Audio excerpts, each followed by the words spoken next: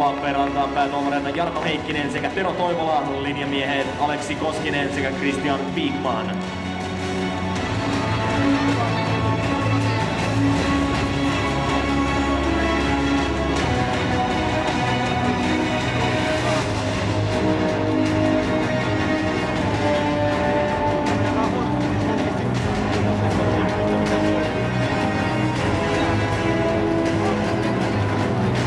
Ja otetaan jälleen allekirjoittaneen enkeli Saipa Cheerleaders.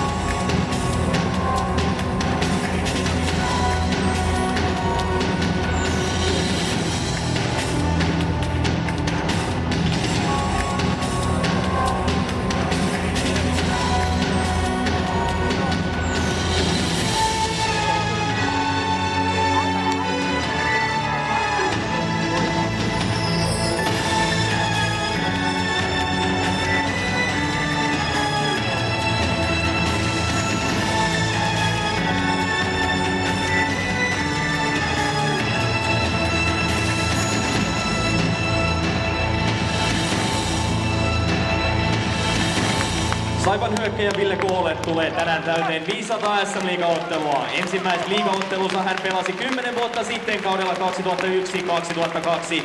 Koho toimii Saipan kapteenina 5 kauttaan ja on saalistanut liigaurallaan 47 maalia ja 69 syöttöpistettä, yhteensä 116 tehopistettä.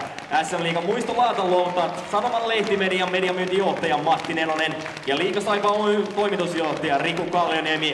Hyvät naiset ja herrat, arvoisa yleisö, Saipan kapteeni numero 8 Ville Koho.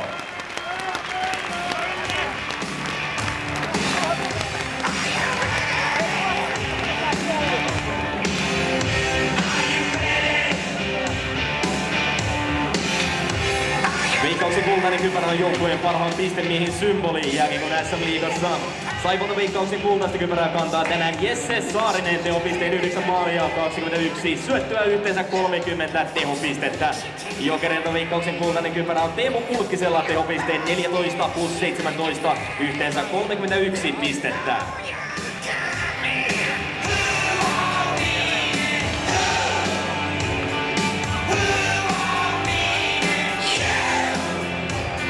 Joukkueiden aloituskentälliset tänään Jokerit maalissa 37 Eero Kilpeläinen. Vasen puolustaja 21 Teemu Eronen ja oikea puolustaja 4 Ossi Väänänen. Vasen laitahyökkäjä 43 Niklas Hard. Keskushyökkäjä 42 Ben Eaves ja oikea laitahyökkäjä 86 Teuvo Teräväinen. Kotijoukkue Saipa maalissa tänään 93 Richard Ulvere.